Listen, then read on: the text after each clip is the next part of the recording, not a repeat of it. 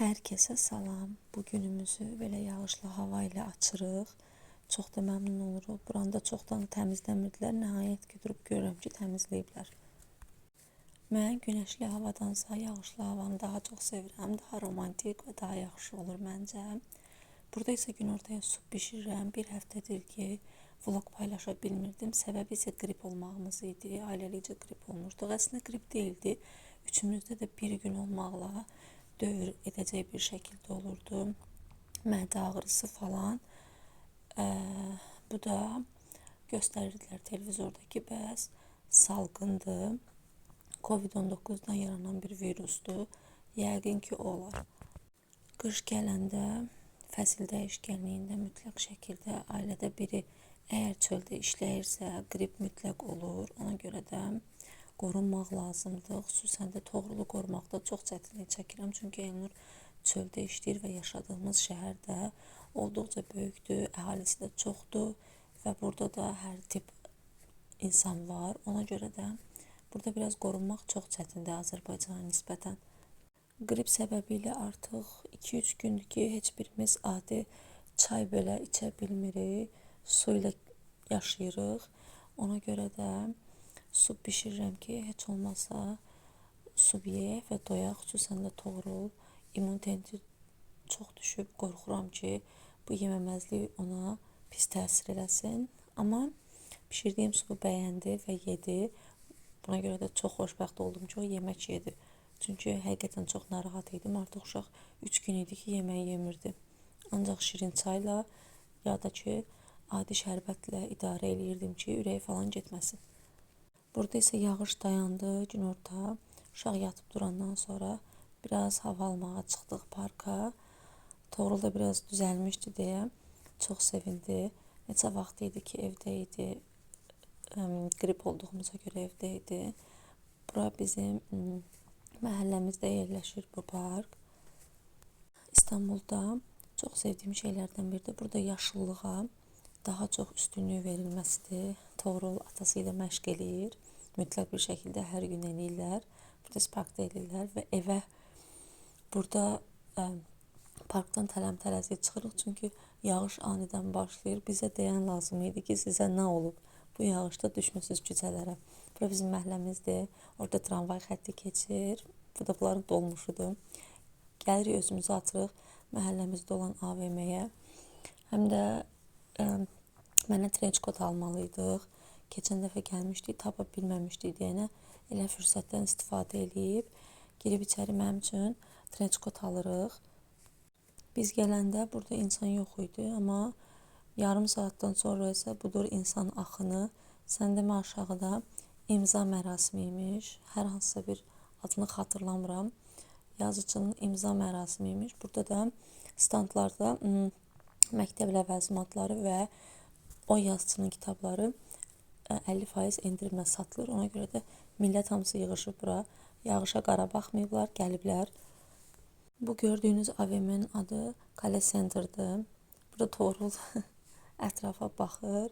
Nəhayət ki, Elnur da özünə kurtka alır və yanımıza gəlir böyük bir sevinclə. Çünki çoxdan idi ki, axtarırdıq, tapa bilmirdik ona kurtka, onun istədiyi, onun zövqünə uyğun kurtka tapa bilmirdik. Biz Elnur'a kurtkanı 2800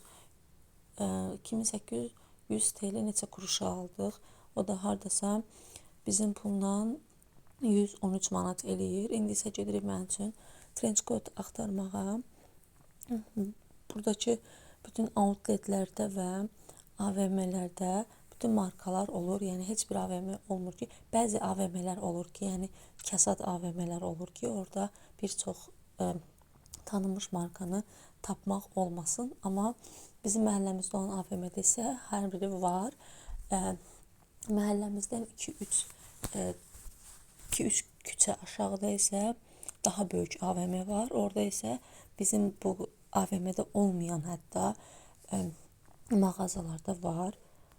Bu AVM-də ən çox sevdiyim şeylərdən biri də belə açıq şüşəli liftin olmasıdır və məndə klostrofobiya olduğu üçün qapalı liftləri sevmirəm.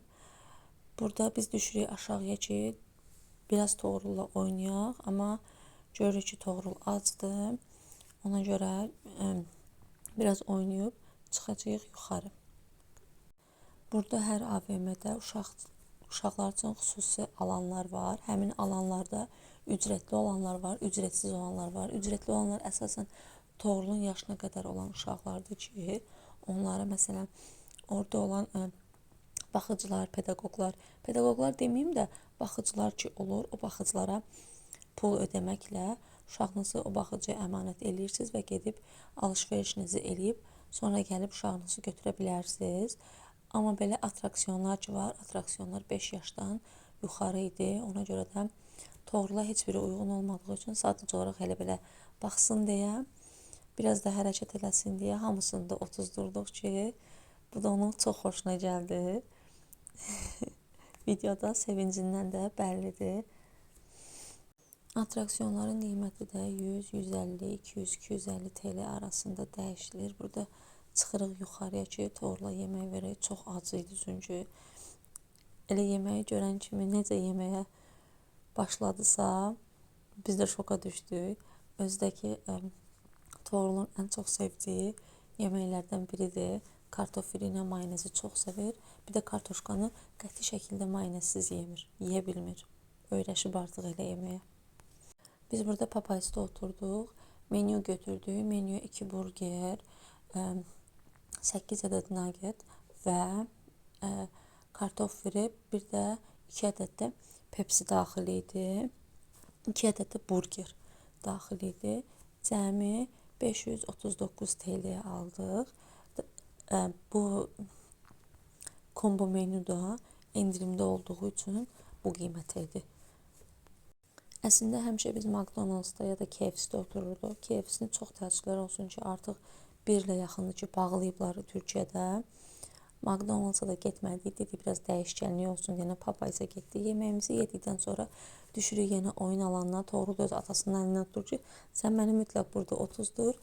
Mən maşın sürmək istəyirəm. Bu maşınlar da dəqiqəli idilər. 10 dəqiqəsi 150 TL, 15 dəqiqəsi isə 250 TL-dir. Biz 10 dəqiqəliyi götürdük.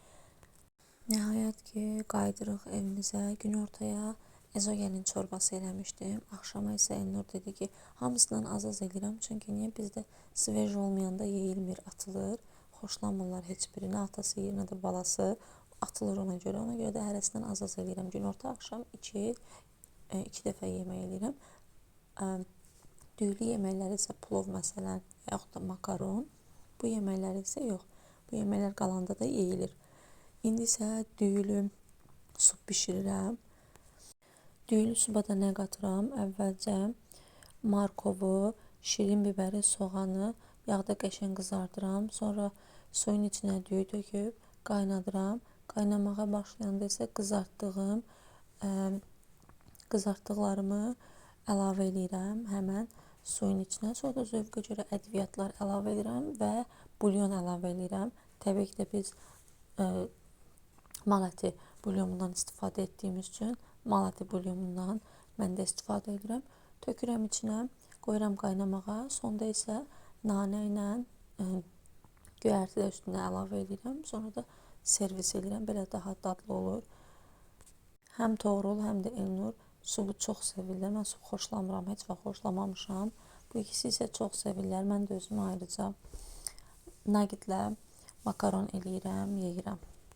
Ümumiyyətlə bizim qış yeməklərimiz daha ağır yeməklər olur. Sadəcə olaraq qrip olduğumuz üçün artıq bir həftədən çoxdur ki, subla idarə edirik. Çünki heç bir şəkildə yeyə bilmirik. Adi o gün kartof qızartması eləmişdim, amma yeyə bilmədim. Nə mən yedim, nə Elnur yedi, nə də Toğrul yedi. Belə də onu atdım.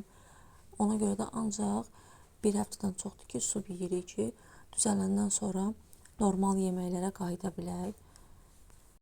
Bizdə Toğrul həm də bronxitdir, yəni onu sağaltmaq da çox çətindir. Mütləq bir şəkildə inqalasiyadan, aparatdan istifadə edirəm. Bir də ki, hər dərman ona düşmür. Onun xüsusi qrip dərmanı var. Həmin qrip dərmanı da 5 yaşdan yuxarıdır. Onu biz güc bala ilə, reçetə ilə həkimsiz ala bilmirik. Çünki burada dərmanları qəti bir şəkildə həkimin reçetəsi olmadan vermirlər. Yoldaşım əvvəl vəkil hüquqşünas olduğu üçün burada onun fleşkasından keçmişdə həll elədim. protokollar, cinayətlər falan məsələlərin olduğu dosyanı tapırıq. Təəssüflər olsun ki, paylaşa bilmirəm, çünki məxfi və gizli olduğu üçün. Bugünlük vloqumdan bu qədər. Son olaraq da depremə görə gecə növbətim başlayır. Kanalımı və videolarımı bəyənirsinizsə, like atıb abunə olmağı unutmayın. Sağ olun.